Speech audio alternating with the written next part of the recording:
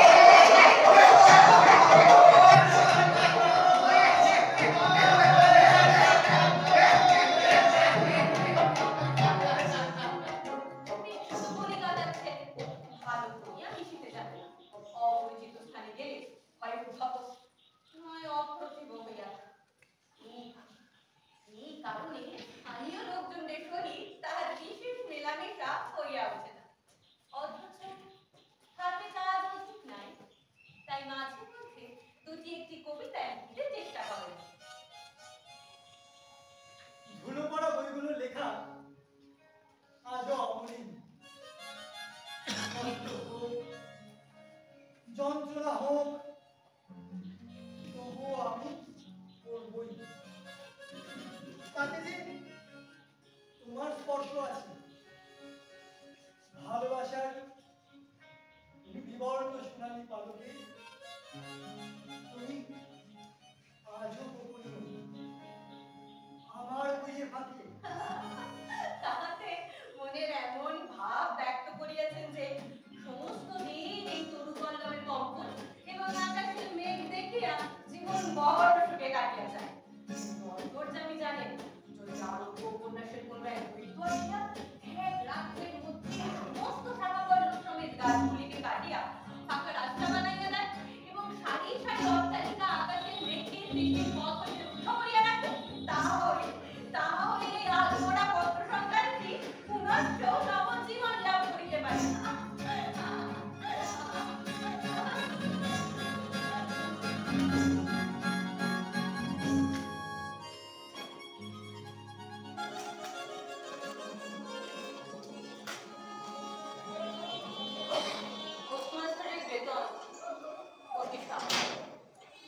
নিজের রাখিয়া খাইতে হয় এবং গ্রামের একটি পৃথিবীমাত্রহীন অনাথা বালিকা তাহার কাজকর্ম করিয়া দেয়। চাকরি চারিটি খাইতে পায়। মেয়েটির নাম রতন।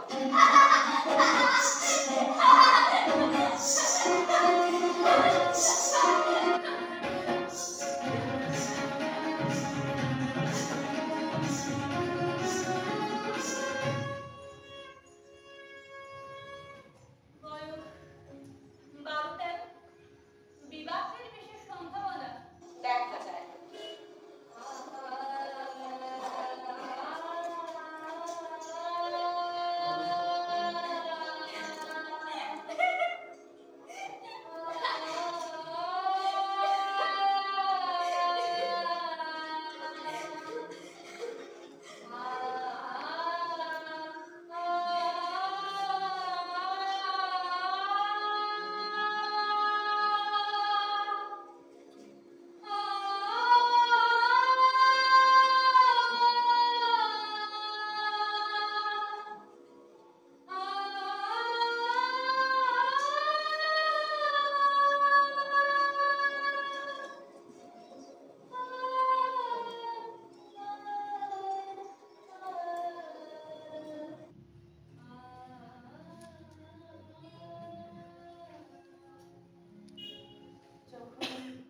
গ্রামের গোয়াল ঘর হইতে ধুম কুণ্ডুলায়িত হইয়া ওঠে, ঝোপে ঝোপে ঝিল্লি ডাকিত ও দূর গ্রামের নেশাখোর বাউলের দল খোল কট্টার সহযোগে উচ্চৈঃস্বরে গান জুড়িয়া দিত।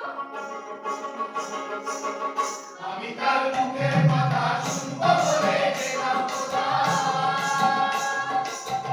আমি তার মুখের কথা শুনব বলে গেলাম খোদা।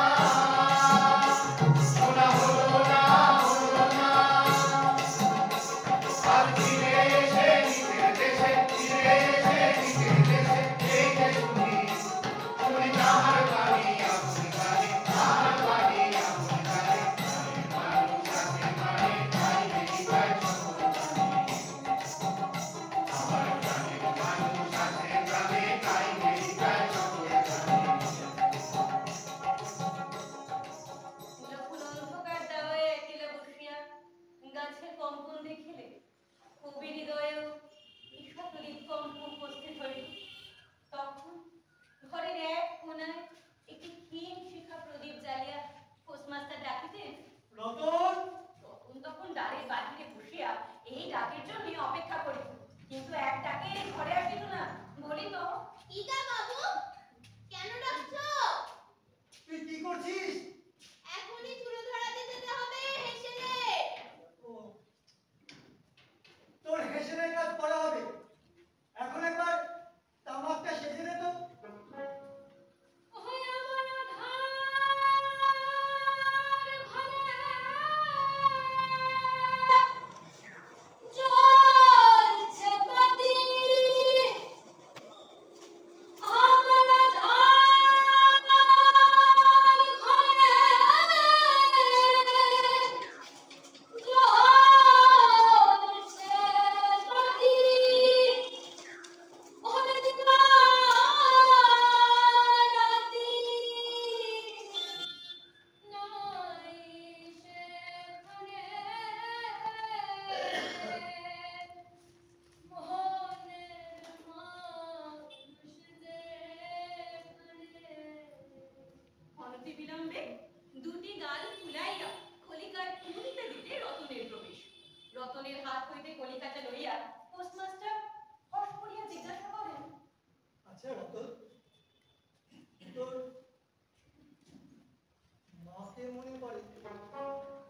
আমি কি সন্ধানে যাই সেখানে দয়াল, কি সন্ধানে ওরে যাই সেখানে মোহনের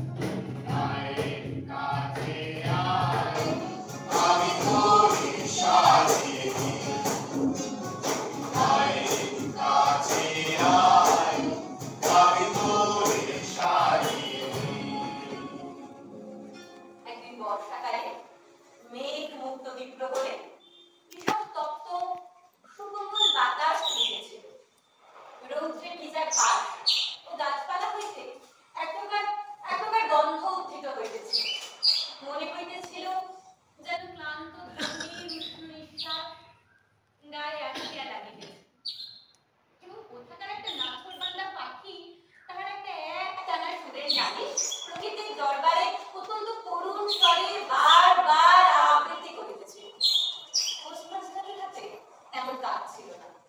এবং সেদিনকার সেই বৃষ্টি ধৌত মসৃণ চিৎকম তরুপল্লবে খিল্লোল ও পরাভূত বর্ষার ভগ্নাবশিষ্ট রৌদ্র শুকনো স্তূপাকার লেখস্তর বাস্তবিকই দেখিবার বিষয় ছিল। পোস্টমাস্টার তাহা দেখিতেছিলেন এবং ভাবিতেছিলেন, এমন সময় কাছে যদি একটি কেবল নিতান্ত আপনার জন্য থাকিত, হৃদয়ের সহিত একান্ত সংলগ্ন একখানি স্নেহ তুলি মানব ক্রমে মনে করতে লাগলো সেই পাখিও বুঝি এই কথাই বারবার বলতেছে। এবং সেদিনকার সেই জলহীন তরু ছায়া নিমগ্ন পল্লব মর্মরের অর্থ কতকটাই কেহ বিশ্বাস করে এবং কেহ জানিতেও চায়, কিন্তু ছোট পল্লীর সামান্য বেতনের সব পোস্টমাস্টারের মনে নিঃসঙ্গ নিস্তব্ধ মধ্যাহ্নে দীর্ঘ ছুটির দিনে এইরূপ একটি ভালো হৃদয় করিয়া থাকে। পোস্টমাস্টার একটি দীর্ঘ নিঃশ্বাস ছাড়িয়া ডাকিলেন, রতন! রতন তখন পেয়ারা তলায় উঠিয়া পা ছড়াইয়া কাঁচা পেয়ারা খাইতেছিল। প্রভুর কণ্ঠস্বর কানে যেতেই অবিলম্বে ছুটিয়া আসিল, হাঁপাইতে হাঁপাইতে বলিল, দাঁড়াও, আমায় ডাকছিলে? রতন, আজ থেকে আমি তোকে একটু একটু করে পড়তে শেখাবো। কবে নব ঘন বরিশানে গোপনে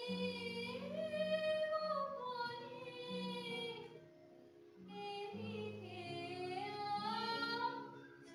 ছায়া ঘনাইছে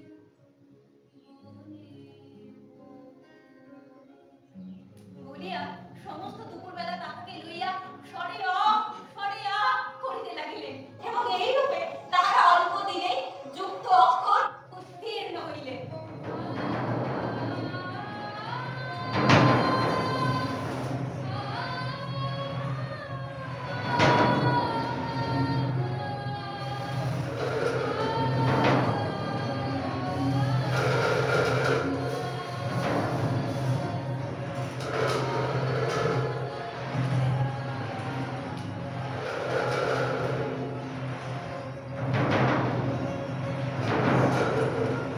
শ্রাবণ মাসে বর্ষণের আর অন্ত নাই। নদী নালা খাল বিল সমস্ত জলে ভরিয়া উঠিয়াছে। অপর বৃষ্টি মেঘের দাগ এবং বৃষ্টির শব্দ গ্রামের রাস্তায় চলাচল প্রায় এখনকার বন্ধ। হুড়কা করিয়া হাটে যাইতে হয়।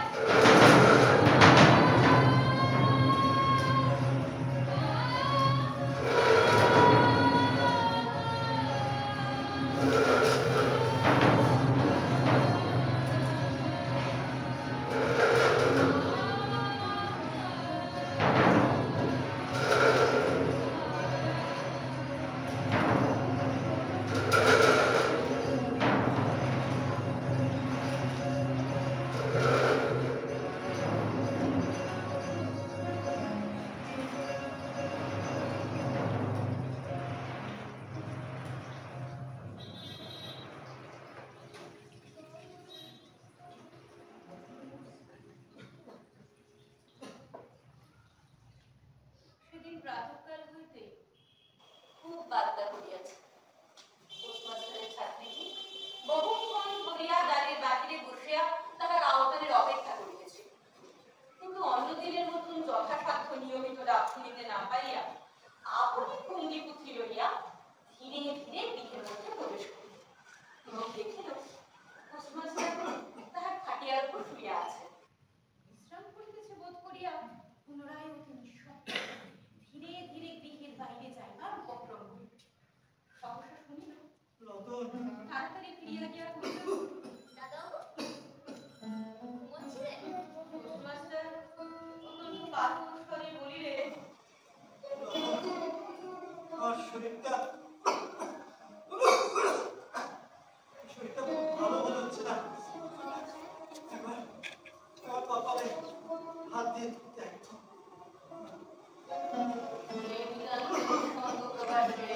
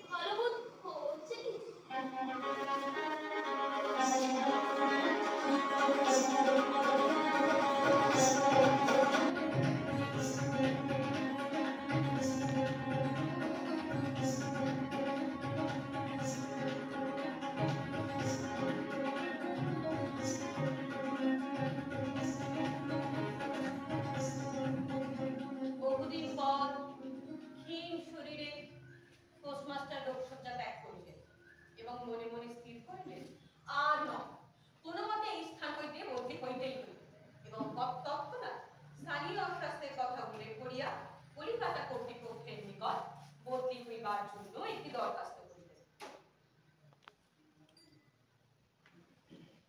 লোকসেবা হইতে নিষ্কৃতি পাইয়া পোস্টমাস্টারের ছাত্রীটি পুনরায় দ্বারের বাহিরে তাহার স্বস্থান অধিকার করিল। কিন্তু পূর্ববৎ তাহাকে আর ডাক পড়ে না। মাঝে মধ্যে গৃহের মধ্যে উঁকি মারিয়া দেখে পোস্টমাস্টার অত্যন্ত অন্যমনস্কভাবে হয় খাটিয়ায় শুইয়া আছেন অথবা চৌকিতে বসিয়া আছেন। রতন যখন দ্বারের বাহিরে বসিয়া তাহার আহ্বানের অপেক্ষা করিতেছিল, পোস্টমাস্টার তখন অধীর চিত্তে তাহার বদলি হইবার চিঠির উত্তরের অপেক্ষা করিতেছিল। রতন দ্বারের বাহিরে বসিয়া সহস্র বার করিয়া তাহার পুরানো পড়া পড়িতে লাগিল। পাছে সহসা যেদিন তাহার ডাক পড়িবে সেদিন তাহার সমস্ত যুক্ত অক্ষর তালগোল পাকাইয়া যায়। এই তার একটা বড় আকাঙ্ক্ষা। অবশ্যই সপ্তাহখানিক বাদে একদিন সন্ধ্যাবেলায় রতনের ডাক পড়িল। রতন, উদ্বেলিত হৃদয় দেহের মধ্যে প্রবেশ করিয়া রতন বলিল, দাদাবাবু, আমায় ডাকছিলে? রতন, আমি কালই চলে যাচ্ছি। কোথায় যাচ্ছ দাদাবাবু? বাড়ি যাচ্ছি। আবার কবে আসবে? আর আসবো না। কেবল তুমি কে গো এমনি ভাবে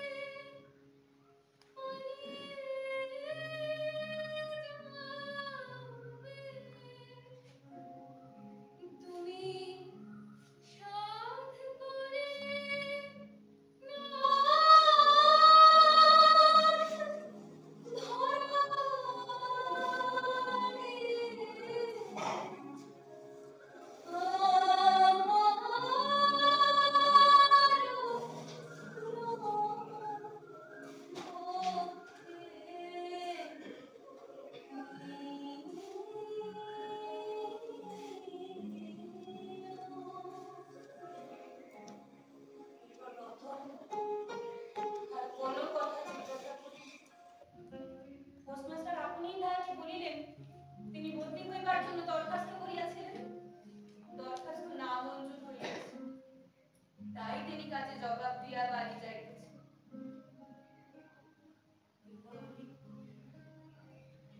অনেকক্ষণ